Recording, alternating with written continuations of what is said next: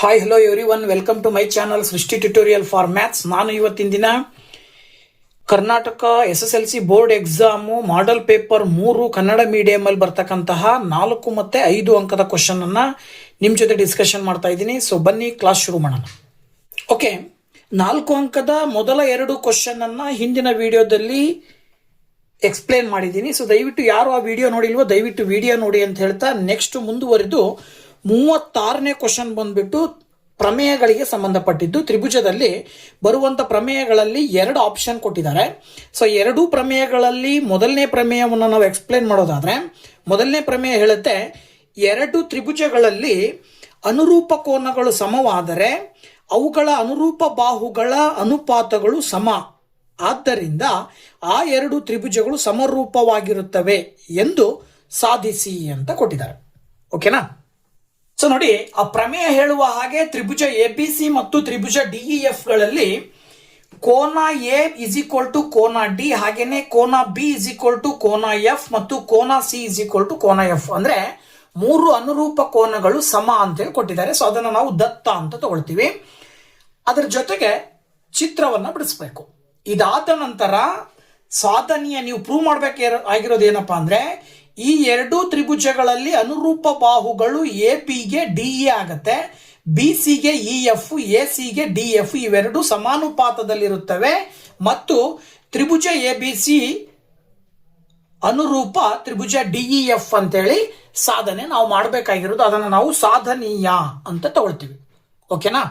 ಇದರ ಆಧಾರದ ಮೇಲೆ ಇದನ್ನ ಸಾಧಿಸಬೇಕು ಅಂತ ಹೇಳಿದ್ರೆ ನಾವು ಇಲ್ಲಿ ಕನ್ಸ್ಟ್ರಕ್ಷನ್ ಮಾಡ್ಕೊಳ್ಬೇಕಾಗತ್ತೆ, ರಚನೆಯನ್ನ ಮಾಡ್ಕೊಳ್ಬೇಕಾಗತ್ತೆ. ಸೊ ಏನನ್ನ ರಚನೆ ಮಾಡಬಹುದು ಅಂತಕ್ಕಂಥದ್ದನ್ನ ನೋಡಿದ್ರೆ ಏನ್ ಮಾಡ್ಬೇಕು ಅಂದ್ರೆ, ತ್ರಿಭುಜ DEF ನಲ್ಲಿ DE ನ ಮೇಲೆ AB ಯ ಲೆಂತ್ ಎಷ್ಟಿದೆಯೋ ಅಷ್ಟೇ ಉದ್ದದ ಭಾಗಕ್ಕೆ ಒಂದು ಪಾಯಿಂಟ್ ಅನ್ನ ಮಾರ್ಕ್ ಮಾಡಿ ಅದಕ್ಕೆ P ಅಂತ ಹೆಸರು ಕೊಡ್ರಿ.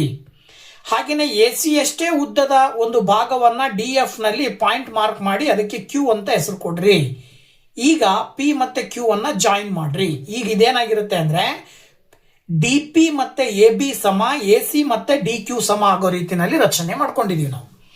ಈಗ PQ ಅಂತಕ್ಕಂಥದ್ದು ಒಂದು ರೇಖೆಯನ್ನ ಎಳೆದಾಗ ಇಲ್ಲಿ 2 ತ್ರಿಭುಜಗಳ ರಚನೆ ಆಯ್ತು. DPQ ಅನ್ನೋದು ಒಂದು, ಇನ್ನೊಂದು ಮೊದಲಿಗಿರ್ತಕ್ಕಂಥದ್ದು DEF. ಸೊ ಈಗ ನಾವು ಇದನ್ನ ಸಾಧನೆ ಮಾಡಬೇಕು ಅಂದ್ರೆ ಹೇಗೆ ಸಾಧನೆ ಮಾಡಬಹುದು ಅಂತಕ್ಕಂಥದ್ದನ್ನ ನೋಡ್ತಾ ಹೋಗೋದಾದ್ರೆ, ಮೊದಲನೇದಾಗಿ 2 ತ್ರಿಭುಜಗಳನ್ನ ಕನ್ಸಿಡರ್ ಮಾಡಿ. ABC ತ್ರಿಭುಜ, ಈಗ ನಾವು P ಮತ್ತೆ Q ಗೆರೆ ಬಿಂದುಗಳನ್ನ ಮಾರ್ಕ್ ಮಾಡಿ ಗೆರೆ ಎಳೆದ ಮೇಲೆ ಫಾರ್ಮೇಶನ್ ಆದಂತ ಮತ್ತೊಂದು ತ್ರಿಭುಜ DPQ ಅನ್ನ ಆಯ್ಕೆ ಮಾಡಿದ್ರೆ, ತ್ರಿಭುಜ ABC ಮತ್ತು ತ್ರಿಭುಜ DPQ ನಲ್ಲಿ AB is equal to DP ಈಗ ತಾನೇ ನಾವೇ ರಚನೆ ಮಾಡ್ಕೊಂಡಿದೀವಿ. ಹಾಗೇನೆ AC is equal to DQ ಅದು ಕೂಡ ರಚನೆ. ಓಕೆನಾ? ಹಾಗೇನೆ ಅವರೇ ಕೊಟ್ಟಿದ್ದಾರೆ ಕೋನ A ಮತ್ತೆ ಕೋನ D ಸಮ ಅಂತ ಕೊಟ್ಟಿದ್ದಾರೆ, ದತ್ತಾಂಶ. ಇದರ ಆಧಾರದ ಮೇಲೆ 2 ಬಾಹುಗಳು ಮತ್ತು 1 ಕೋನ ಸಮ ಇದೆ ಅಂದ್ರೆ SAS ನಿಯಮದ ಪ್ರಕಾರ ಏನ್ ಹೇಳ್ಬೋದು, ತ್ರಿಭುಜ ABC ಸರ್ವಸಮ ತ್ರಿಭುಜ DPQ ಅಂತ ಹೇಳ್ಬೋದು. ಯಾವಾಗ ABC ಮತ್ತೆ DPQ ಸರ್ವಸಮ ಅಂತ ಹೇಳ್ತೀವೋ ಅದರ ಅನುರೂಪ ಕೋನಗಳು ಮತ್ತು ಅನುರೂಪ ಬಾಹುಗಳು ಸಮ ಇರ್ತವೆ. ಇದರ ಆಧಾರದ ಮೇಲೆ ಕೋನ ಎಗೆ ಕೋನ D, ಹಾಗೇನೆ ಕೋನ ಬಿಗೆ ಕೋನ P ಸಮ, ಕೋನ B ಮತ್ತೆ ಕೋನ P ಸಮ, ಅದೇ ರೀತಿ ಕೋನ C ಮತ್ತೆ ಕೋನ Q ಸಮ. ಆದ್ರೆ ಅವರು ಇನ್ನೊಂದೇನು ಕೊಟ್ಟಿದ್ದಾರೆ ಅಂದ್ರೆ ಕೋನ B ಮತ್ತೆ ಕೋನ E ಸಮ, ಹಾಗೇನೆ ಕೋನ C ಮತ್ತೆ ಕೋನ F ಸಮ ಅಂತ ಅವ್ರು ಗಿವನ್ ಕೊಟ್ಟಿದ್ದಾರೆ, ದತ್ತಾಂಶದಲ್ಲಿ ಕೊಟ್ಟಿದ್ದಾರೆ. ಇದರ ಆಧಾರದ ಮೇಲೆ ನಾವೇನ್ ಹೇಳ್ಬೋದು, ಇಲ್ಲಿ P ಮತ್ತೆ E ಸಮ, ಹಾಗೇನೆ Q ಮತ್ತೆ F ಸಮ ಅಂತ ಅರ್ಥ ಆಯ್ತಲ್ಲಿ. ಯಾವಾಗ P ಮತ್ತೆ E, Q ಮತ್ತೆ F ಸಮನೋ PQ ಏನಾಗಿರುತ್ತೆ, EF ಗೆ ಸಮಾಂತರವಾಗಿರುತ್ತೆ. ಇದನ್ನ ಥೇಲ್ಸ್ ನ ವಿಲೋಮ ಪ್ರಮೇಯ ಹೇಳುತ್ತೆ. ಈ ಥೇಲ್ಸ್ ನ ಪ್ರಮೇಯದ ಮೇಲಿನ ಅನ್ವಯದ ಆಧಾರದ ಮೇಲೆ PQ ಸಮಾಂತರ EF, ಯಾವಾಗ PQ ಮತ್ತೆ EF ಸಮಾಂತರದಲ್ಲಿರ್ತವೋ ಉಳಿದ ಬಾಹುಗಳು ಏನಾಗ್ತವೆ, ಸಮಾನುಪಾತದಲ್ಲಿ ಇರ್ತವೆ ಅಂತ ಹೇಳ್ತದೆ. ಅಂದ್ರೆ DP ಡಿವೈಡೆಡ್ ಬೈ DE ಅಥವಾ DP divided by PE is equal to DQ divided by QF ಅಂತ ಹೇಳ್ತೀವಿ. ಅಥವಾ ಇನ್ನೊಂದು ರೀತಿ ಏನ್ ಹೇಳ್ಬೋದು, DE divided by DP is equal to DF divided by DQ ಅಂತ ಹೇಳ್ತೀವಿ. ಬಟ್ ಇಲ್ಲಿ ನಾವು ತಗೊಂಡಿರೋ ಪ್ರಕಾರ DP ಅನ್ನ ನಾವು AB ಗೆ ಸಮನಾಗಿ ರಚನೆ ಮಾಡ್ಕೊಂಡಿರೋದ್ರಿಂದ DP ಯ ಜಾಗದಲ್ಲಿ AB ಅಂತ ಬರಿತೀವಿ. ಹಾಗೇನೆ DQ ನ ಜಾಗದಲ್ಲಿ AC ಅಂತ ಬರೆದ್ವಿ ಅಂತ ಹೇಳಿದ್ರೆ ಇದರ ಅರ್ಥ ಇಲ್ಲಿ ನಾವು ತಗೊಂಡಿರೋದ್ರ ಆಧಾರದ ಮೇಲೆ A B by D E ಇದನ್ನೇ ಉಲ್ಟಾ ಬರ್ಕೊಂಡಿದೀವಿ ಅಷ್ಟೇ ನಾವು. A B by D E is equal to A C by D F is equal to B C by E F ಆಗುತ್ತೆ. ಅವ್ರು ಕೇಳಿರುವಂತಹದ್ದು ಸಾಧನೆ ನಾವು ಮಾಡಿದ್ವಿ. ಜೊತೆಗೆ ಇದರ ಆಧಾರದ ಮೇಲೆ ಯಾವಾಗ ಎರಡು ತ್ರಿಭುಜದ ಅನುರೂಪ ಬಾಹುಗಳು ಸಮಾನುಪಾತದಲ್ಲಿರ್ತವೋ ಆಗ ಆ ಎರಡು ತ್ರಿಭುಜಗಳು ಅನುರೂಪವಾಗಿರ್ತವೆ ಅಂತ ಹೇಳ್ತೀವಿ. ಹಾಗಾಗಿ ತ್ರಿಭುಜ ಎ ಬಿ ಸಿ ಅನುರೂಪ ತ್ರಿಭುಜ ಡಿಇ ಎಫ್ ಆಗುತ್ತೆ. ಸೊ ಇಲ್ಲಿ ನಾವು ಸಾಧಿಸಿದೀವಿ ಅಂತೇಳಿ ಸುಲಭವಾಗಿ ಹೇಳಬಹುದು. ಇನ್ನ ಎರಡನೇ ಪ್ರಮೇಯ, ತ್ರಿಭುಜದ ಒಂದು ಕೋನವು ಮತ್ತೊಂದು ತ್ರಿಭುಜದ ಒಂದು ಕೋನಕ್ಕೆ ಸಮನಾಗಿದ್ದು ಆ ಕೋನಗಳನ್ನು ಉಂಟು ಮಾಡಿರುವ ಬಾಹುಗಳು ಸಮಾನುಪಾತದಲ್ಲಿದ್ದರೆ ಆ ಎರಡು ತ್ರಿಭುಜಗಳು ಸಮರೂಪಿಗಳಾಗಿರುತ್ತವೆ ಎಂದು ಸಾಧಿಸಿ ಅಂತ ಕೊಟ್ಟಿದ್ದಾರೆ. ಸೊ ಇದು ಕೂಡ ಪ್ರಮೇಯಕ್ಕೆ ಸಂಬಂಧಪಟ್ಟಿದ್ದು. ಈ ಒಂದು ಪ್ರಮೇಯವನ್ನು ಹೇಗೆ ಪ್ರೂವ್ ಮಾಡೋದು ಅನ್ನೋದನ್ನು ನೋಡೋದಾದ್ರೆ ನೋಡಿ, ಹಿಂದೆ ಡಿಸ್ಕಷನ್ ಮಾಡಿರುವಂತಹ ಪ್ರಮೇಯ ಎ ನಿರ್ಧಾರಕಕ್ಕೆ ಸಂಬಂಧಪಟ್ಟಿದ್ದಾದ್ರೆ ಈಗ ಕೊಟ್ಟಿರ್ತಕ್ಕಂಥ ಪ್ರಮೇಯ ಎಸ್ ನಿರ್ಧಾರಕಕ್ಕೆ ಸಂಬಂಧಪಟ್ಟಿರ್ತಕ್ಕಂಥ ಪ್ರಮೇಯವನ್ನು ಕೊಟ್ಟಿದ್ದಾರೆ. ಇದಕ್ಕೂ ಕೂಡ ಎರಡು ಚಿತ್ರಗಳನ್ನು ತಗೊಳ್ತೀವಿ. ಎ ಬಿ ಸಿ ಅನ್ನೋದು ಒಂದು ತ್ರಿಭುಜ, ಡಿಇ ಎಫ್ ಅನ್ನೋದೊಂದು ತ್ರಿಭುಜವನ್ನು ತಗೊಂಡು ಇಲ್ಲೂ ಕೂಡ ಇಲ್ಲಿ ತ್ರಿಭುಜವನ್ನು ರಚನೆ ಮಾಡಿಕೊಂಡ ನಂತರದಲ್ಲಿ ದತ್ತಾಂಶಗಳನ್ನ ಏನ್ ಕೊಟ್ಟಿದ್ದಾರೆ ಅನ್ನೋದನ್ನ ಬರ್ಕೊಳ್ಳೋದಾದ್ರೆ ಅವರೇ ಕೊಟ್ಟಿದ್ದಾರೆ. ತ್ರಿಭುಜ ಎ ಬಿ ಸಿ ಮತ್ತು ಡಿಇ ಎಫ್ ನಲ್ಲಿ ಕೋನ ಎ ಮತ್ತೆ ಕೋನ ಡಿ ಸಮ ಇರುತ್ತೆ. ಕೋನ ಎಗೆ ಅನುರೂಪ ಕೋನ ಡಿ ಸಮ ಇರುತ್ತೆ. ಇನ್ನ ಎ ಬಿ ನ ಅನುರೂಪ ಬಾಹು ಡಿಇ ಅಥವಾ ಎ ಬಿ ನ ಅನುರೂಪ ಬಾಹು ಡಿಇ ಮತ್ತೆ ಎ ಸಿ ನ ಅನುರೂಪ ಬಾಹು ಡಿ ಎಫ್ ಎರಡು ಸಮಾನುಪಾತದಲ್ಲಿರ್ತವೆ ಅಂತ ಗಿವನ್ ಕೊಟ್ಟಿದ್ದಾರೆ. So that A B by DE is equal to A C by D F ಅಂತ ಹೇಳ್ತೀವಿ ನಾವು. ಇನ್ನು ನಾವು ಪ್ರೂವ್ ಮಾಡಬೇಕಾಗಿರೋದು ತ್ರಿಭುಜ ಎ ಬಿ ಸಿ ಅನುರೂಪ ತ್ರಿಭುಜ ಡಿಇ ಎಫ್ ಅಂತ ಪ್ರೂವ್ ಮಾಡಬೇಕು. ಸೊ ಅಲ್ಲಿಗೆ ಇಲ್ಲಿ ಹಿಂದಿನ ಪ್ರಮೇಯದ ರೀತಿನಲ್ಲೇ ಬರ್ತದೆ ಹೆಚ್ಚು ಕಡಿಮೆ. ಈಗ ನೀವು ಇದಕ್ಕೂ ಕೂಡ ರಚನೆ ಮಾಡ್ಕೊಳ್ಬೇಕಾಗತ್ತೆ. ಏನ್ ರಚನೆ ಮಾಡ್ಕೊಳ್ಬೇಕು ಅಂದ್ರೆ ಎ ಬಿ ಯ ಉದ್ದ ಎಷ್ಟಿದೆಯೋ ಅಷ್ಟೇ ಉದ್ದ ಡಿ ಇಂದ ಪಿ ಪಾಯಿಂಟ್ ಅನ್ನ ಮಾರ್ಕ್ ಮಾಡಬೇಕು. ಅದು ಡಿ ಪಿ ಎ ಬಿಗೆ ಸಮ ಇರಬೇಕು. ಹಾಗೇನೆ ಎ ಸಿ ನಷ್ಟೇ ಉದ್ದದ ಪಾಯಿಂಟ್ ಅನ್ನ ಮಾರ್ಕ್ ಮಾಡಿ ಅದಕ್ಕೆ ಕ್ಯೂ ಅಂತ ಹೆಸರು ಕೊಡಬೇಕು. ಡಿ ಕ್ಯೂಗೆ ಎ ಸಿ ಸಮ ಇರಬೇಕು. ಇನ್ನ ಪಿ ಮತ್ತೆ ಕ್ಯೂ ಎರಡನ್ನ ಸೇರಿಸಬೇಕು. ಓಕೆನಾ? ಪಿ ಮತ್ತೆ ಕ್ಯೂ ಎರಡನ್ನ ಸೇರಿಸಿದ್ರಿ ಅಂತ ಹೇಳಿದ್ರೆ ಈ ಪಿ ಕ್ಯೂ ಅಂತಕ್ಕಂಥದ್ದನ್ನ ರಚಿಸಿದಾಗ ಇಲ್ಲಿ ಈ ತ್ರಿಭುಜದಲ್ಲಿ ಮತ್ತೊಂದು ತ್ರಿಭುಜದ ರಚನೆಯಾಗತ್ತೆ. ಅದನ್ನ ನಾವು ಏನಂತ ಕರಿತೀವಿ? ಡಿ ಪಿ ಕ್ಯೂ, ಇನ್ನೊಂದು ಡಿಇ ಎಫ್ ಅಂತ ಹೇಳ್ತೀವಿ. ಇದರ ಆಧಾರದ ಮೇಲೆ ನಾವು ಇದನ್ನ ಹೇಗೆ ಪ್ರೂವ್ ಮಾಡ್ತೀವಿ ಅಂದ್ರೆ ಸೇಮ್ ಆಗ್ಲೇ ತಗೊಂಡಾಗೆ ತ್ರಿಭುಜ ಎ ಬಿ ಸಿ ಮತ್ತೆ ಡಿ ಪಿ ಕ್ಯೂ ಅನ್ನು ತಗೊಳ್ಬೇಕು. ನಾವೇ ರಚನೆ ಮಾಡ್ಕೊಂಡ ಹಾಗೆ A B is equal to D P, ಹಾಗೇನೆ A C is equal to D Q, ಜೊತೆಗೆ ಕೋನ ಎ ಮತ್ತೆ ಕೋನ ಡಿ ಸಮ ಅಂತ ಕೊಟ್ಟಾರೆ. ಅದು ದತ್ತ. ಇದರ ಆಧಾರದ ಮೇಲೆ ಎಸ್ ಸರ್ವಸಮ್ಮತೆಯ ಆಧಾರದ ಮೇಲೆ ತ್ರಿಭುಜ ಎ ಬಿ ಸಿ ಸರ್ವಸಮ ತ್ರಿಭುಜ ಡಿ ಪಿ ಕ್ಯೂ ಅಂತ ಕರಿತೀವಿ. ಆಗ ಎಲ್ಲಾ ಅನುರೂಪ ಕೋನಗಳು ಸಮ. ಅಂದ್ರೆ ಅದರ ಅರ್ಥ ಕೋನ ಬಿ ಗೆ ಕೋನ ಪಿ ಸಮ, ಕೋನ ಸಿ ಗೆ ಕೋನ ಕ್ಯೂ ಸಮ. ಓಕೆನಾ? ಸೊ ಈ ರೀತಿ ನಾವು ತಗೊಂಡಾಗ ಇದರ ಆಧಾರದ ಮೇಲೆ ಏನ್ ಹೇಳ್ಬೋದು ಅಂದ್ರೆ ಪಿ ಸಮ ಅಂತ ಹೇಳ್ತೀವಿ ನಾವು. ಬಿ ಗೆ ಪಿ ಸಮ, ಜೊತೆಗೆ ಸಿ ಗೆ ಕ್ಯೂ ಸಮ ಅಂತ ತಗೊಳ್ತೀವಿ. ಇದ್ರ ಜೊತೆಗೆ ಇನ್ನೊಂದು ಗಿವನ್ ಏನ್ ಕೊಟ್ಟಿದ್ದಾರೆ, A B by DE is equal to A C by D F ಅಂತ ಅವರೇ ಕೊಟ್ಟಿದ್ದಾರೆ ಅಂತ ಹೇಳಿದ್ರೆ ಎ ಬಿ ಗೆ ಸಮ ಇರೋದು ಡಿ ಪಿ.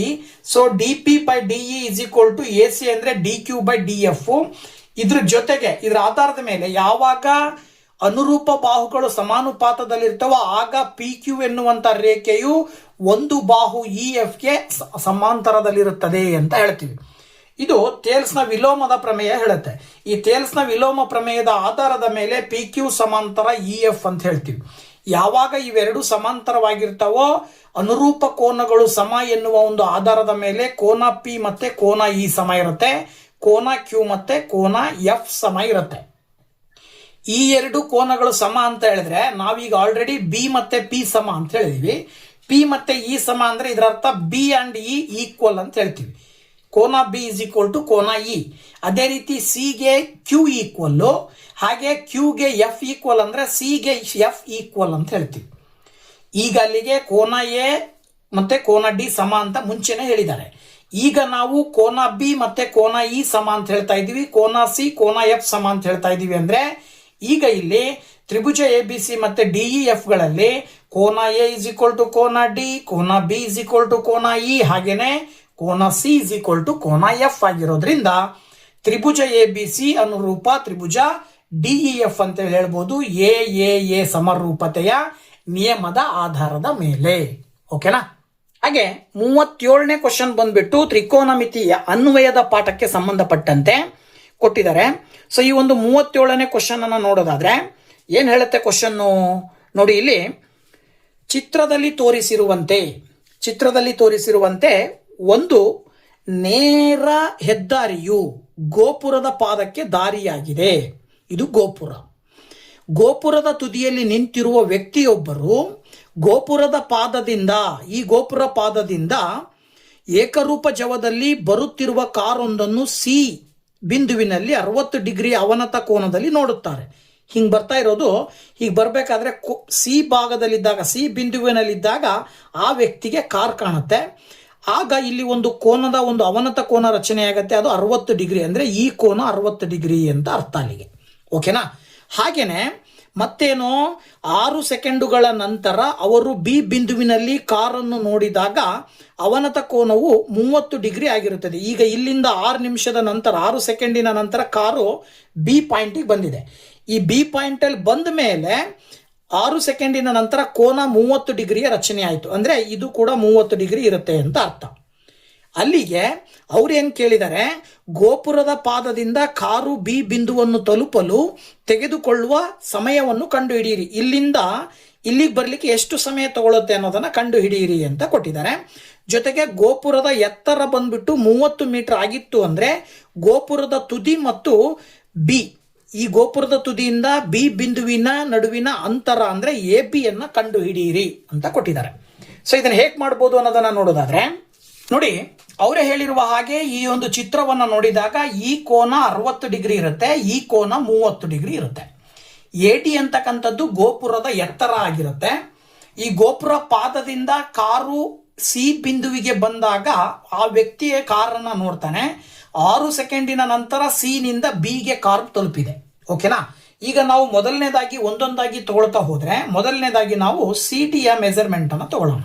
CD ಯ ಅಳತೆಯನ್ನು ತಗೊಳ್ತೀವಿ. ಹೆಂಗೆ ಅಂದ್ರೆ, ಕೋನ 60 ಡಿಗ್ರಿ ಇದೆ ಅಂದ್ರೆ ಇದರ ಎದುರುಗಡೆ ಕೋನ ಬಾಹು AD ಅಭಿಮುಖ ಬಾಹು ಅಂತ ತಗೊಳ್ತೀವಿ. ನಾವು ಕಂಡುಹಿಡಿಬೇಕಾಗಿರೋದೇನಿದು? ಪಾರ್ಶ್ವ ಬಾಹು. ಅಭಿಮುಖ ಬಾಹು ಡಿವೈಡೆಡ್ ಬೈ ಪಾರ್ಶ್ವ ಬಾಹು ಅಂದ್ರೆ ಟ್ಯಾನ್ ಟೀಟಾ ಅಂತ ಬರುತ್ತೆ. ಟೀಟಾದ ವ್ಯಾಲ್ಯೂ 60 ಡಿಗ್ರಿ ಅಂತ ತಗೊಂಡ್ರೆ tan 60 degree is equal to AD divided by CD. ಅಲ್ಲಿಗೆ AD ಡಿವೈಡೆಡ್ ಬೈ CD ಅಂದ್ರೆ ಟ್ಯಾನ್ 60 ಡಿಗ್ರಿಯ ಬೆಲೆ √3. AD ಯ ಬೆಲೆ ಅವರೇ ಕೊಟ್ಟಿದ್ದಾರೆ, ಗೋಪುರದ ಎತ್ತರ 30 ಮೀಟರ್ ಅಂತೇಳಿ. 30 ಡಿವೈಡೆಡ್ ಬೈ CD ಅಂತ ತಗೊಂಡ್ರೆ CD ಇಂಟು 3 ಅಥವಾ CD ಈ ಕಡೆ ತಗೊಂಬಂದು √3 ಈ ಕಡೆ ತಗೊಂಬಂದ್ರೆ 30 ಡಿವೈಡೆಡ್ ಬೈ √3 ಆಗುತ್ತೆ. ಈಗ ನಾವು ಕೆಳಗಡೆ ಇರುವಂತ ಛೇದವನ್ನ ಅಕರ್ಣೀಕರಿಸಬೇಕು ಅಂತ ಹೇಳಿದ್ರೆ ಮೇಲ್ಗಡೆ ಇರುವ 30 3 ಇಂಟು 10 ಅಂತ ಬರ್ಕೊಳ್ತೀವಿ. ಮುಂದಿನ ಹಂತದಲ್ಲಿ 3 √3 ಇಂಟು √3 2 ಬಾರಿ ಬರ್ಕೊಂಡಾಗ ಬೆಲೆಯಲ್ಲಿ ಯಾವುದೇ ವ್ಯತ್ಯಾಸ ಆಗಲ್ಲ. √3 ಇಂಟು √3 ಮಾಡಿದ್ರೆ ಮತ್ತು 3 ಬರುತ್ತೆ. ಹಾಗಾಗಿ ಇಂಟು 10 ಅಂತ ತಗೊಳ್ತೀರಾ. ಈಗ ಅಂಶ ಮತ್ತು ಛೇದದಲ್ಲಿರುವ ಒಂದು √3ಗಳನ್ನು ಕ್ಯಾನ್ಸಲ್ ಮಾಡಿದ್ರೆ ಮೇಲ್ಗಡೆ 10 √3 ಉಳಿತದೆ. ಈ 10 √3 ಅಂತಕ್ಕಂಥದ್ದು ಏನಿದೆಯಲ್ಲ, ಇದು ಈ CD ಯ ಉದ್ದ ಬಂದ್ಬಿಟ್ಟು 10 √3 ಬಂತು. ಇದಾದ ನಂತರ ಕೋನ ADB ಆಯ್ಕೆ ಮಾಡಿದ್ರೆ ಅಥವಾ ಕೋನ ABD ತಗೊಂಡ್ರೆ ಇಲ್ಲೂ ಕೂಡ BD ಕಂಡುಹಿಡಿಬೇಕು. AD ಯ ಒಂದು ಗೋಪುರದ ಎತ್ತರ ಕೊಟ್ಟಿದ್ದಾರೆ. ಸೊ BD ಬೇಕು ಅಂತ ಅಂದಾಗ ಏನ್ ಮಾಡ್ತೀರಾ? Tan 30 degree, tan 30 degree is equal to AD divided by BD, ಅಭಿಮುಖ ಬಾಹು ಡಿವೈಡೆಡ್ ಬೈ ಪಾರ್ಶ್ವ ಬಾಹು ಅಂತ ತಗೊಂಡ್ರೆ ಟ್ಯಾನ್ 30 ಡಿಗ್ರಿಯ ಬೆಲೆ 1/√3 ಇಸ್ ಈಕ್ವಲ್ ಟು 30 ಗೋಪುರದ ಎತ್ತರ ಡಿವೈಡೆಡ್ ಬೈ BD. ಇಲ್ಲಿ ಓರೆ ಗುಣಾಕಾರ ಮಾಡಿದ್ರೆ BD into 1 BD, 30 into √3 30 √3. Total ಇದು ಉದ್ದ ಬಂದ್ಬಿಟ್ಟು ಎಷ್ಟು ಬಂತು? 30 √3 ಮೀಟರ್ ಬಂತು. ಇದ್ರ ಜೊತೆಗೆ BC ಕಂಡುಹಿಡ್ಕೊಳ್ಬೇಕು. ನೀವು ಯಾಕಪ್ಪ BC ಕಂಡುಹಿಡ್ಕೊಳ್ಬೇಕು ಅಂದ್ರೆ ಕಾರ್ ಚಲಿಸಿದ ದೂರ ಬೇಕಲ್ಲ. 6 ಸೆಕೆಂಡಿನ ನಂತರ ಇಲ್ಲಿಗೆ ಬಂದಿದೆ ಅಂದ್ರೆ ಇಲ್ಲಿಂದ ಇಲ್ಲಿಗೆ ಬರ್ಲಿಕ್ಕೆ ಅದು 6 ಸೆಕೆಂಡ್ ಟೈಮ್ ತಗೊಂಡಿತ್ತೆ ಅಂದ್ರೆ ಟೈಮ್ ಗೊತ್ತಾಯ್ತು. ಬಟ್ ನಮಗೆ ಡಿಸ್ಟೆನ್ಸ್ ಬೇಕಲ್ವಾ? ಈ ದೂರವನ್ನ ಕಂಡುಹಿಡಿಬೇಕಾಗಿರೋದ್ರಿಂದ BC ನಾವು BD ಮೈನಸ್ CD ಮಾಡ್ತೀವಿ. BD ನಲ್ಲಿ CD ಕಳೆದಾಗ BC ಸಿಗುತ್ತೆ. ಅಂದ್ರೆ 30 √3 ಮೈನಸ್ 10 √3 ಮಾಡಿದ್ರೆ ಎಷ್ಟು ಬರುತ್ತೆ? 20 √3 ಮೀಟರ್ ಸಿಗುತ್ತೆ. ಇದಾದ ನಂತರ ನಮಗೆ ಗೊತ್ತು ಜವ ಅಥವಾ ಆ ವೇಗವನ್ನು ಕಂಡುಹಿಡಿಯಲಿಕ್ಕೆ D/T ಎನ್ನುವ ಸೂತ್ರವನ್ನ ಬಳಕೆ ಮಾಡ್ತೀವಿ. D ಅಂದ್ರೆ ದೂರ. ಎಷ್ಟಾಯ್ತು ದೂರ ಇಲ್ಲಿಗೆ? 20 √3. B ಇಂದ C ಗಿರುವ ದೂರ 20 √3. ತಗೊಂಡಂತ ಟೈಮ್ ಎಷ್ಟು? 6 ಸೆಕೆಂಡ್. ಅಲ್ಲಿಗೆ 6 ಸೆಕೆಂಡ್ ಮಾಡಿದೀವಿ ಅಂತ ಹೇಳಿದ್ರೆ ಇಲ್ಲಿ ಏನಾಗತ್ತೆ? 2ರಿಂದ ಭಾಗಾಕಾರ ಮಾಡಿದ್ರೆ 2 3 6, 2 10 20 ಬರುತ್ತೆ. ಅಲ್ಲಿಗೆ 10√3 ಡಿವೈಡೆಡ್ ಬೈ 3 ಬಂತು. ಇದು ಏನಿದು ವೇಗ. ಈ ವೇಗವನ್ನು ಬಳಸ್ಕೊಂಡು ಡಿ ಇಂದ ಬಿಗೆ ಚಲಿಸಲು ಬೇಕಾಗಿರುವ ಸಮಯವನ್ನು ನಾವು ಕಂಡುಹಿಡಿಬೇಕು.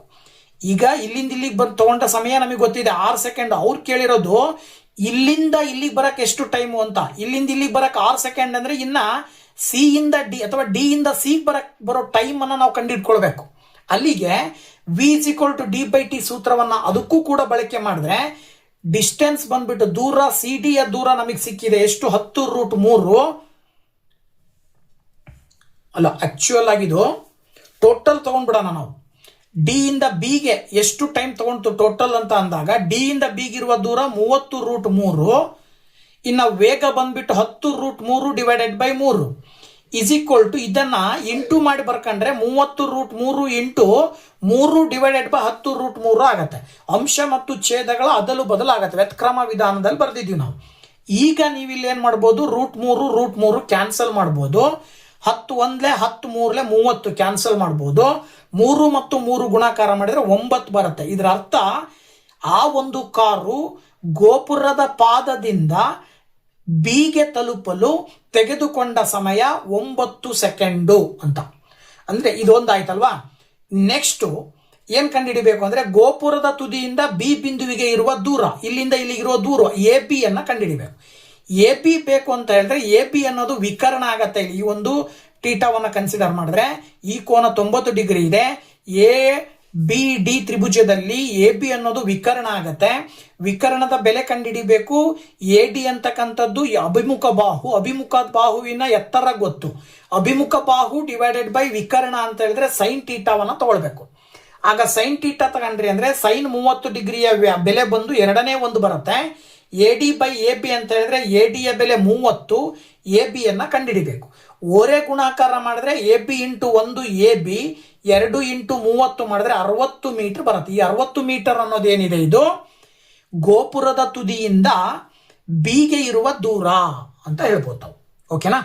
ಇನ್ನ 5 ಅಂಕಕ್ಕೆ ಒಂದು ಕ್ವಶನ್ ಇರುತ್ತೆ. ಅದಕ್ಕೆ 2 ಆಪ್ಷನ್ ಕೊಟ್ಟಿದ್ದಾರೆ. ಸೊ ಅದರಲ್ಲಿ ಮೊದಲನೇ ಕ್ವಶನ್ ಬಂದ್ಬಿಟ್ಟು ನೋಡೋದಾದ್ರೆ ಚಿತ್ರ ಕೊಟ್ಟಿದ್ದಾರೆ. ಚಿತ್ರವನ್ನ ನೋಡ್ಬಿಟ್ಟು ಈ ಚಿತ್ರಕ್ಕೆ ಸಂಬಂಧಪಟ್ಟಂತಹ ದತ್ತಾಂಶಗಳನ್ನ ಇಲ್ಲಿ ಕೊಟ್ಟಿರ್ತಾರೆ. ಅದನ್ನು ಬಳಸ್ಕೊಂಡು ಅವ್ರು ಏನ್ ಕಂಡುಹಿಡಿಯಕ್ಕೆ ಕೇಳಿದಾರೆ ನೋಡಿ ಅದನ್ನ ಕಂಡುಹಿಡಿಬೇಕು. ನೋಡಿ ಇಲ್ಲಿ ಒಂದು ಘನ ಸಿಲಿಂಡರ್ ಇದೆ. ಘನ ಸಿಲಿಂಡರಿನ ಒಳಗಡೆ 2 ಶಂಕುಗಳಿದಾವೆ. ಗೊತ್ತಾಯ್ತಲ್ವಾ. ಒಂದು ಚಿಕ್ಕದಾಗಿದೆ, ಇನ್ನೊಂದು ದೊಡ್ಡದಾಗಿದೆ. ಈ 2 ಶಂಕುಗಳನ್ನ ಕೊರೆದು ಹೊರಗಡೆ ತೆಗೆದಿದ್ದಾರೆ. ಈ ಹೊರಗಡೆ ತೆಗೆದ ನಂತರದಲ್ಲಿ ಅದರಲ್ಲಿ ಉಳಿದಿರ್ತಕ್ಕಂತಹ ಭಾಗದ ಘನಫಲ ಕಂಡುಹಿಡಿಬೇಕು. ಜೊತೆಗೆ ಆ 2 ಶಂಕುಗಳ ಎತ್ತರಗಳನ್ನ ಕಂಡುಹಿಡಿಬೇಕು. ಮತ್ತೆ ಪ್ರತಿ ಶಂಕುಗಳ ಘನಫಲ ಕಂಡುಹಿಡಿಬೇಕು. ಅವ್ರು ಏನ್ ಮಾಡಿದ್ದಾರೆ, ಶಂಕುಗಳ ಘನಫಲಗಳ ಅನುಪಾತ ಕೊಟ್ಟಿದ್ದಾರೆ. ಆ ಅನುಪಾತವನ್ನ ಬಳಸ್ಕೊಂಡು ಈ 3 ಪಾಯಿಂಟ್ಸ್ ಅನ್ನ ಕಂಡುಹಿಡಿಬೇಕು. ಓಕೆನಾ. ನೋಡಿ ಇಲ್ಲಿ ಅವರೇ ಕೊಟ್ಟಿರುವ ಹಾಗೆ ಸಿಲಿಂಡರಿನ ವ್ಯಾಸ 6 ಸೆಂಟಿಮೀಟರ್ ಕೊಟ್ಟಿದ್ದಾರೆ. ಅದರ ಅರ್ಧ ತ್ರಿಜ್ಯ ಆಗಿರುತ್ತೆ. ಸೊ ಹಾಗಾಗಿ ತ್ರಿಜ್ಯ ಬಂದ್ಬಿಟ್ಟು 3 ಸೆಂಟಿಮೀಟರ್. ಇದು ಸಿಲಿಂಡರಿನ ತ್ರಿಜ್ಯನೂ ಹೌದು, ಈ ಶಂಕುವಿನ ತ್ರಿಜ್ಯನೂ ಹೌದು, ಈ ಶಂಕುವಿನ ತ್ರಿಜ್ಯನೂ ಕೂಡ ಹೌದು. ಓಕೆನಾ. ಇದಾದ ನಂತರ ಸಿಲಿಂಡರಿನ ಉದ್ದ ಕೊಟ್ಟಿದ್ದಾರೆ. ಎತ್ತರ ಬಂದ್ಬಿಟ್ಟು 21 ಸೆಂಟಿಮೀಟರ್ ಅಂತ ತಗೊಳ್ತೀವಿ. ಸೊ ಸಿಲಿಂಡರಿನ ಎತ್ತರ ಬಂದ್ಬಿಟ್ಟು 21 ಸೆಂಟಿಮೀಟರ್ ಆದಮೇಲೆ ಶಂಕುವಿನ ಎತ್ತರಗಳನ್ನ ಒಂದು H1 ಇನ್ನೊಂದು H2 ಅಂತ ತಗೊಂಡ್ರೆ, ಸೊ ನೋಡಿ ಈ 2 ಶಂಕುವಿನ ಎತ್ತರವನ್ನ ಕೂಡಿದಾಗ ಸಿಲಿಂಡರಿನ ಒಟ್ಟು ಎತ್ತರಕ್ಕೆ ಸಮ ಇರುತ್ತೆ. ಅಂದ್ರೆ ಅಲ್ಲಿಗೆ H1 plus H2 is equal to 21 ಅಂತ ತಗೊಳ್ಬಹುದು. ಅಥವಾ H2 ನ ಈಕ್ವಲ್ ಇಂದ ಆ ಕಡೆ ಕಳಿಸಿದ್ರೆ 21 ಮೈನಸ್ H2 ಆಗುತ್ತೆ H1 ನ ಬೆಲೆ. ಮತ್ತೇನ್ ಕೊಟ್ಟಿದ್ದಾರೆ ಅವರು, ಶಂಕುವಿನ ಘನಫಲಗಳ ಅನುಪಾತ ಕೊಟ್ಟಿದ್ದಾರೆ 2:1. ಇವುಗಳನ್ನ 1/3 πr² H1 ಅಂತ ಸೂತ್ರ ಬರುತ್ತೆ. ಡಿವೈಡೆಡ್ ಬೈ 1/3 πr² H2 ಅಂತ ತಗೊಳ್ತೀವಿ. ಕೊಟ್ಟಿರುವ ಅನುಪಾತವನ್ನ 2/1 ಭಿನ್ನ ರಾಶಿಯ ರೂಪದಲ್ಲಿ ಬರ್ಕೊಂಡಾಗ ಈ ರೀತಿ ಬರ್ಕೊಳ್ತೀವಿ. ಈಗ ನಿಮಗೆ ನೇರವಾಗಿ ಛೇದ ಮತ್ತು ಅಂಶಗಳಲ್ಲಿ 3ನೇ ಒಂದು ಕ್ಯಾನ್ಸಲ್ ಆಗತ್ತೆ, ಪೈ ಕ್ಯಾನ್ಸಲ್ ಆಗತ್ತೆ, r² ಕ್ಯಾನ್ಸಲ್ ಆಗತ್ತೆ. ಮೇಲ್ಗಡೆ H1 ಕೆಳಗಡೆ H2 is equal to 2 divided by 1, ಅದರ ಅರ್ಥ 2 ಅಂತ ಹೇಳ್ಬೋದು ನಾವು. ಅಥವಾ H1 ಇಸ್ ಈಕ್ವಲ್ ಟು ಏನಾಗಿರುತ್ತೆ, H2 ನ ಆ ಕಡೆ ಕಳಿಸಿದ್ರೆ 2 ಇಂಟು H2 ಬರುತ್ತೆ. ಈಗ ನಾವಿಲ್ಲಿ H1 ಅಂದ್ರೆ 21 ಮೈನಸ್ H2 ಅಂತ ತಗೊಂಡಿದೀವಿ. ಅದ್ರ ಪ್ರಕಾರ 21 ಮೈನಸ್ H2ಗೆ H1 ಅಂತ ಹೇಳಿದ್ರೆ ಏನ್ ಬಂದಿದೆ, ಇಲ್ಲಿ 2 ಇಂಟು H2 ಬೆಲೆ ಹಾಕಿದೀವಿ. ಅಂದ್ರೆ ಈ H2 ನ ಈ ಕಡೆ ತಗೊಂಡ್ಬಂದ್ರೆ ಪ್ಲಸ್ H2 ಆಗುತ್ತೆ. 3H2 = 21. 3ರಿಂದ 21 ಭಾಗಾಕಾರ ಮಾಡಿದ್ರೆ 7 ಬರುತ್ತೆ. ಅಲ್ಲಿಗೆ H2ನ ಅಂದ್ರೆ ಎರಡನೇ ಶಂಕುವಿನ ಎತ್ತರ ಸಿಕ್ತು ನಿಮಗೆ 7 ಸೆಂಟಿಮೀಟರ್. ಈಗ ಮೊದಲನೇ ಸಿಲಿಂಡರಿನ ಎತ್ತರ ಕಂಡುಹಿಡಿಬೇಕು ಅಂದ್ರೆ H1 = ಏನಾಗತ್ತೆ? H1 ಅಂದ್ರೆ 2 × H2. ಅದರ ಆಧಾರದ ಮೇಲೆ 2 × 7 ಮಾಡಿದ್ರೆ 14 ಸೆಂಟಿಮೀಟರ್ ಬರುತ್ತೆ. ಓಕೆನಾ? ಮೊದಲನೇದು ದೊಡ್ಡ ಒಂದು ಕೋನ, ಆ ದೊಡ್ಡ ಕೋನದ ಎತ್ತರ 14 ಸೆಂಟಿಮೀಟರ್, ಚಿಕ್ಕ ಕೋನದ ಎತ್ತರ ಶಂಕುವಿನ ಎತ್ತರ ಆಕ್ಚುಲಿ ಮೊದಲನೆಯ ಶಂಕುವಿನ ಎತ್ತರ 14 ಸೆಂಟಿಮೀಟರ್, ಎರಡನೇ ಶಂಕುವಿನ ಎತ್ತರ 7 ಸೆಂಟಿಮೀಟರ್ ಅಂತ ಹೇಳ್ತೀವಿ ನಾವು. ಈ ಶಂಕುವಿನ ಎತ್ತರಗಳನ್ನ ಬಳಸ್ಕೊಂಡು ಆ ಎರಡೂ ಶಂಕುಗಳ ಘನಫಲ ಕಂಡು ಹಿಡಿಯಿರಿ ಅಂತ ಕೊಟ್ಟಿದ್ದಾರೆ. ಸೊ ಮೊದಲನೇ ಶಂಕುವಿನ ಘನಫಲ ಬೇಕು ಅಂದ್ರೆ ಅದೇ ಸೂತ್ರ 1/3πr² H1ಗೆ ಹಾಕಿದ್ರೆ 1/3 × ಪೈನ ಬೆಲೆ 22/7 ಇಂಟು r² ಅಂದ್ರೆ ತ್ರಿಜ್ಯ 3 ಸೆಂಟಿಮೀಟರ್ ಇದೆ, ಅದನ್ನ 2 ಬಾರಿ ಬರ್ಕೊಳ್ತೀವಿ r² ಇರೋದ್ರಿಂದ 3 × 3 × 14 H1ನ ಬೆಲೆ ಮಾಡಿದ್ರೆ 132 ಘನ ಸೆಂಟಿಮೀಟರ್ ಬರುತ್ತೆ. ಇದು ಮೊದಲನೇ ಶಂಕುವಿನ ಘನಫಲ. ಇನ್ನು ಎರಡನೇ ಶಂಕುವಿನ ಘನಫಲ 1/3πr² H2 ಅಂತ ತಗೊಂಡ್ರೆ H2 ಅಂದ್ರೆ 7, ಇನ್ನು ಉಳಿದಿರೋದೆಲ್ಲ ಸೇಮ್ ಬೆಲೆಗಳನ್ನು ಹಾಕಿ ಸಿಂಪ್ಲಿಫೈ ಮಾಡಿದ್ರೆ 66 ಘನ ಸೆಂಟಿಮೀಟರ್ ಬರುತ್ತೆ. ಓಕೆನಾ? ಇದ್ರ ಜೊತೆಗೆ ಸಿಲಿಂಡರಿನಿಂದ ಆ ಶಂಕುಗಳನ್ನ ಕೊರೆದು ಹೊರಗಡೆ ತೆಗೆದ ನಂತರ ಅಲ್ಲಿ ಉಳಿಯುವ ಭಾಗದ ಘನಫಲ ಕೇಳಿದ್ದಾರೆ. ಸೊ ಉಳಿಯುವ ಭಾಗದ ಘನಫಲ ಏನಾಗಿರುತ್ತೆ? ಸಿಲಿಂಡರಿನ ಘನಫಲದಲ್ಲಿ ಆ ಎರಡೂ ಶಂಕುಗಳ ಘನಫಲವನ್ನ ಕಳಿಬೇಕು. ಅಂದ್ರೆ ಸಿಲಿಂಡರಿನ ಘನಫಲ ಮೈನಸ್ ಶಂಕುಗಳ ಘನಫಲ. ಸಿಲಿಂಡರಿನ ಘನಫಲ ಕಂಡುಹಿಡಿಯುವ ಸೂತ್ರ πr² H ಅಂತ ಹೇಳ್ತೀವಿ ನಾವು. ಸೊ πr² H ಅಂತ ಹೇಳಿದ್ರೆ ಶಂಕುಗಳ ಘನಫಲ ಆಲ್ರೆಡಿ ಕಂಡುಹಿಡಿದಿದ್ದೀವಿ, ಅವುಗಳನ್ನ ಇಲ್ಲಿ ಬಳಕೆ ಮಾಡಿದಾಗ ಪೈ ಅಂದ್ರೆ 22/7 ಇಂಟು r² ಅಂದ್ರೆ 3 × 3 × 21. 7ರಿಂದ 21ನ ಭಾಗಾಕಾರ ಮಾಡ್ತೀರಾ, 22 × 3 × 3 × 3 ಮಾಡಿದ್ರೆ 594 ಬರುತ್ತೆ. 132ಕ್ಕೆ 66 ಕೂಡಿದ್ರೆ 198. ಸೊ 594ರಲ್ಲಿ 198ಅನ್ನ ಕಳೆದ್ರೆ 396 ಘನ ಸೆಂಟಿಮೀಟರ್ ಬರುತ್ತೆ. ಇದು ಉಳಿದ ಭಾಗದ ಘನಫಲ ಆಗಿರುತ್ತೆ. ಓಕೆನಾ? 5 ಮಾರ್ಕ್ಸಿನ ಕೊನೆಯದಾಗಿ ಆಪ್ಷನಲ್ ಆಗಿರ್ತಕ್ಕಂಥ ಮತ್ತೊಂದು ಪ್ರಶ್ನೆಯನ್ನು ನೋಡೋದಾದ್ರೆ ಇಲ್ಲಿ ಕೊಟ್ಟಿದ್ದಾರೆ ಚಿತ್ರ. ಇದು ಒಂದು ಆಯತಾಕಾರದ ಒಂದು ಮರದ ಬ್ಲಾಕ್, ಅದರ ಉದ್ದ 40 ಸೆಂಟಿಮೀಟರ್, ಅಗಲ 30 ಸೆಂಟಿಮೀಟರ್, ಎತ್ತರ 7.5 ಸೆಂಟಿಮೀಟರ್. ಹಾಗೆ ಈ ಬ್ಲಾಕ್ನ ತ್ರಿಜ್ಯ ಬಂದ್ಬಿಟ್ಟು ಎಷ್ಟು? 10 ಸೆಂಟಿಮೀಟರ್ ಇದೆ. ಯಾವುದು? ಇದರದ್ದು. ಈಗ ಶಂಕುವಿನಾಕಾರದ ಚಿತ್ರದಲ್ಲಿ ತೋರಿಸಿ ತ್ರಿಜ್ಯದ ಶಂಕುವಿನಾಕಾರವನ್ನು ಅಂದ್ರೆ 10 ಸೆಂಟಿಮೀಟರ್ ತ್ರಿಜ್ಯವನ್ನು ಹೊಂದಿರುವ ಒಂದು ಶಂಕುವಿನಾಕಾರವನ್ನ ಚಿತ್ರದಲ್ಲಿ ಇರುವಂತೆ ಕೊರೆದು ಹೊರಗಡೆ ತೆಗೆಯಲಾಗಿದೆ. ಹಾಗಾದ್ರೆ ಈ ಒಂದು ಭಾಗದ ಉಳಿದ ಘನಫಲ ಎಷ್ಟು ಮತ್ತು ಅದರ ವಿಸ್ತೀರ್ಣ ಎಷ್ಟು ಅಂತ ಕೇಳಿದ್ದಾರೆ. ಓಕೆನಾ? ಓಕೆ, ಈ ಕೊಟ್ಟಿರುವ ಚಿತ್ರದ ಆಧಾರದ ಮೇಲೆ ನಾವು ಒಂದೊಂದಾಗಿ ನೋಡ್ತಾ ಹೋಗೋದಾದ್ರೆ ಆಯತಾಕಾರದ ಮರದ ಬ್ಲಾಕ್ನ ಉಳಿದ ಭಾಗದ ಘನಫಲವನ್ನ ಕಂಡುಹಿಡಿಬೇಕು. ಸೊ ಕಂಡುಹಿಡಿಬೇಕು ಅಂದ್ರೆ ಏನ್ ಮಾಡ್ಬೇಕು? ಇಲ್ಲಿ ಮೊದಲು ಆಯತ ಘನದ ಘನಫಲ ಕಂಡುಹಿಡಿದು ಅದರಲ್ಲಿ ಶಂಕುವಿನ ಘನಫಲವನ್ನ ಕಳಿಬೇಕು. ಅದರ ಅರ್ಥ ಆಯತ ಘನದ ಘನಫಲದ ಸೂತ್ರ L × B × H ಅಂತ ಹೇಳ್ತೀವಿ. ಇನ್ನ ಶಂಕುವಿನ ಘನಫಲದ ಸೂತ್ರ 1/3πr² H.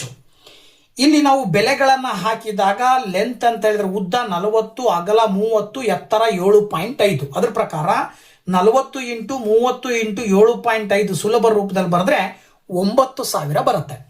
ಇನ್ನು 1/3 × 22/7 ಇಂಟು r² ಅಂತ ಹೇಳಿದ್ರೆ 10, ತ್ರಿಜ್ಯ 10, ಸ್ಕ್ವೇರ್ ಇರೋದ್ರಿಂದ ಇಂಟು 10, H ಅಂತ ಹೇಳಿದ್ರೆ ಈ ಆಯತಘನದ ಎತ್ತರ ಏನಿದೆಯಲ್ಲ ಅದು ಕೋನದ ಎತ್ತರನೂ ಕೂಡ ಆಗಿರುತ್ತೆ. ಹಾಗಾಗಿ 7.5 ಅಂತ ತಗೊಳ್ತೀವಿ. ಇದನ್ನ ಸುಲಭ ರೂಪದಲ್ಲಿ ಬರೆದ್ರೆ 785.4 ಬರುತ್ತೆ. ಸೊ 9,000ದಲ್ಲಿ 785.4 ಅನ್ನ ಕಳೆದ್ರೆ 8,214.6 ಘನ ಸೆಂಟಿಮೀಟರ್ ಬರುತ್ತೆ. ಇದು ನಿಯರೆಸ್ಟ್ ಆಗಿರುವಂತ ವ್ಯಾಲ್ಯೂ, ಎಕ್ಸಾಕ್ಟ್ ವ್ಯಾಲ್ಯೂ ಬರಲ್ಲ, ಇನ್ನು ಪಾಯಿಂಟ್ ಬರ್ತಾ ಹೋಗುತ್ತೆ. ಹಾಗಾಗಿ ನಾವು ಇದನ್ನ ನಿಯರೆಸ್ಟ್ ವ್ಯಾಲ್ಯೂ ಅಂತ ಹೇಳ್ತೀವಿ. ಇನ್ನ ಈ ಮರದ ಬ್ಲಾಕ್ ನ ಟೋಟಲ್ ಮೇಲ್ಮೈ ವಿಸ್ತೀರ್ಣ ಬೇಕು ಅಂದ್ರೆ ಇದರಲ್ಲಿ ಏನ್ ಮಾಡಿದ್ದಾರೆ? ಶಂಕುವನ್ನ ಕೊರೆದು ಹೊರಗಡೆ ತೆಗೆದಿದ್ದಾರೆ. ಅದರ ಅರ್ಥ ಶಂಕುವಿನ ಘನಫಲವನ್ನು ಕೂಡ ಸೇರಿಸಬೇಕು. ಆದ್ರೆ ಶಂಕುವಿನ ಪೂರ್ಣ ಮೇಲ್ಮೈ ವಿಸ್ತೀರ್ಣವನ್ನ ಸೇರಿಸಬೇಕು. ಆದ್ರೆ ಅದರಲ್ಲಿ ಮೇಲ್ಗಡೆ ಇರುವಂತಹ ಪಾದದ ವಿಸ್ತೀರ್ಣವನ್ನ ಕಳಿಬೇಕು. ಅಂದ್ರೆ ಆ ಮರದ ಬ್ಲಾಕ್ನ ಮೇಲ್ಮೈ ವಿಸ್ತೀರ್ಣ ಸಿಗಬೇಕು ಅಂದ್ರೆ ನಾವೇನ್ ಮಾಡ್ಬೇಕಾಗತ್ತೆ, ಬ್ಲಾಕ್ನ ಒಟ್ಟು ವಿಸ್ತೀರ್ಣದಲ್ಲಿ ಶಂಕುವಿನ ಪೂರ್ಣ ಮೇಲ್ಮೈ ವಿಸ್ತೀರ್ಣದಲ್ಲಿ ಪಾದದ ವಿಸ್ತೀರ್ಣವನ್ನು ಕಳೆದು ಅದನ್ನ ಬ್ಲಾಕ್ನ ಒಟ್ಟು ವಿಸ್ತೀರ್ಣಕ್ಕೆ ಕೂಡಬೇಕು. ಓಕೆನಾ? ಆಗ ಏನ್ ಬರುತ್ತೆ, ಬ್ಲಾಕ್ನ ಒಟ್ಟು ವಿಸ್ತೀರ್ಣ ಅಂದ್ರೆ ಆಯತ ಘನದ ರೂಪದಲ್ಲಿರೋದ್ರಿಂದ ಆಯತ ಘನದ ಮೇಲ್ಮೈ ವಿಸ್ತೀರ್ಣ ಪೂರ್ಣ ಮೇಲ್ಮೈ ವಿಸ್ತೀರ್ಣ 2 × LB + BH + HL ಅನ್ನುವಂಥದ್ದು ಸೂತ್ರ. ಪ್ಲಸ್ ಶಂಕುವಿನ ಪೂರ್ಣ ಮೇಲ್ಮೈ ವಿಸ್ತೀರ್ಣ πRL ಮೈನಸ್ ಪಾದದ ವಿಸ್ತೀರ್ಣ ಅದು ವೃತ್ತಾಕಾರದಲ್ಲಿರೋದ್ರಿಂದ πr² ಮಾಡಬೇಕು. ಇದ್ರ ಜೊತೆಗೆ ಶಂಕುವಿನ ಎತ್ತರ ಕೊಟ್ಟಿದ್ದಾರೆ, ತ್ರಿಜ್ಯ ಕೊಟ್ಟಿದ್ದಾರೆ, ಆದರೆ ನಮಗೆ ಓರೆ ಎತ್ತರ ಗೊತ್ತಿಲ್ಲ. ನಮಗಿಲ್ಲಿ ಓರೆ ಎತ್ತರ ಬೇಕು. ಓರೆ ಎತ್ತರವನ್ನು ಕಂಡುಹಿಡಿಯಲಿಕ್ಕೋಸ್ಕರನೇ ಸೂತ್ರ ಇದೆ, L² = R² + H² ಅಂತ ಹೇಳ್ತೀವಿ. ಅದರ ಆಧಾರದ ಮೇಲೆ ಎಲ್ಲಿಗೆ ಸ್ಕ್ವೇರ್ ಕ್ಯಾನ್ಸಲ್ ಮಾಡಿದ್ರೆ ಬಲಭಾಗದಲ್ಲಿರುವ ಪದಗಳಿಗೆ ರೂಟ್ ಬರುತ್ತೆ. ಸೊ ಬಲಭಾಗದಲ್ಲಿರುವಂತಹ ಪದಗಳಿಗೆ ರೂಟ್ ಬಂತು ಅಂತ ಹೇಳಿದ್ರೆ ಅದರ ಅರ್ಥ ಏನು, R² ಅಂತ ಹೇಳಿದ್ರೆ 10² ಅಂತ ಹೇಳ್ತೀವಿ. ಹಾಗೇನೆ H² ಅಂತ ಹೇಳಿದ್ರೆ ಏನು, 7.5². 10 ಸ್ಕ್ವೇರ್ ಮಾಡಿದ್ರೆ 100 ಬರುತ್ತೆ. 7.5 ಸ್ಕ್ವೇರ್ ಮಾಡಿದ್ರೆ ಏನ್ ಬರುತ್ತೆ, 56.25 ಬರುತ್ತೆ. ಟೋಟಲ್ 156.25 ವರ್ಗಮೂಲ ಕಂಡುಹಿಡಿದ್ರೆ 12.5 ಬರುತ್ತೆ. ಈ ಬೆಲೆಯನ್ನ ಇಲ್ಲಿ ಹಾಕಿದಾಗ, ಹಾಗೇನೆ R² ಅಂದ್ರೆ ತ್ರಿಜ್ಯ ಬಂದ್ಬಿಟ್ಟು 10 × 10 ಹಾಕಿ ಸುಲಭ ರೂಪದಲ್ಲಿ ಬರೆದ್ರೆ ಈ ಬೆಲೆ 125 × π ಬರುತ್ತೆ. ಇದು 10 × 10 100 ಬರುತ್ತೆ. 125ರಲ್ಲಿ 100 ಕಳೆದ್ರೆ 25 × π ನ ಬೆಲೆ 22 × 7. ಸುಲಭ ರೂಪದಲ್ಲಿ ಬರೆದ್ರೆ 78.54 ಬರುತ್ತೆ. ಇದಕ್ಕೆ ಬೆಲೆಗಳನ್ನು ಹಾಕಿದಾಗ 40 × 30 1200, 30 × 7.5 225, 7.5 × 40 300. 1200, 225, 300 ಕೂಡಿದ್ರೆ 1725 ಬರುತ್ತೆ. ಇಂಟು 2ರಿಂದ ಗುಣಾಕಾರ ಮಾಡಿದ್ರೆ 3450 ಬರುತ್ತೆ. ಪ್ಲಸ್ ಈ 78.54 ಕೂಡಿದ್ರೆ ಆ ಬ್ಲಾಕ್ ನ ಒಟ್ಟು ಮೇಲ್ಮೈ ವಿಸ್ತೀರ್ಣ ಎಷ್ಟು ಬರುತ್ತೆ, 3528.54 ಬರುತ್ತೆ. ಓಕೆನಾ? ಓಕೆ, ಈ ಒಂದು ವಿಡಿಯೋದಲ್ಲಿ 4 ಅಂಕದ 2 ಕ್ವಶನ್ ಮತ್ತೆ 5 ಅಂಕದ 1 ಕ್ವಶನ್ ಅಲ್ಲಿ ಬರುವಂತಹ ಆಪ್ಷನಲ್ ಕ್ವಶನ್ ಸೇರಿ ಎಲ್ಲಾ ಕ್ವಶನ್ಸ್ ಅನ್ನ ಡಿಸ್ಕಷನ್ ಮಾಡಿದ್ದೀನಿ. ಸೊ ನೆಕ್ಸ್ಟ್ ವಿಡಿಯೋದಲ್ಲಿ ಮುಂದಿನ ಪೇಪರ್ನ ಕ್ವಶನ್ಸ್ ಅನ್ನ ಎಕ್ಸ್ಪ್ಲೈನ್ ಮಾಡ್ತೀನಿ. ಅಲ್ಲಿ ತನಕ ವೆಯ್ಟ್ ಮಾಡ್ತಾ ಇರಿ ಅಂತ ಹೇಳ್ತಾ thank you very much. Bye bye.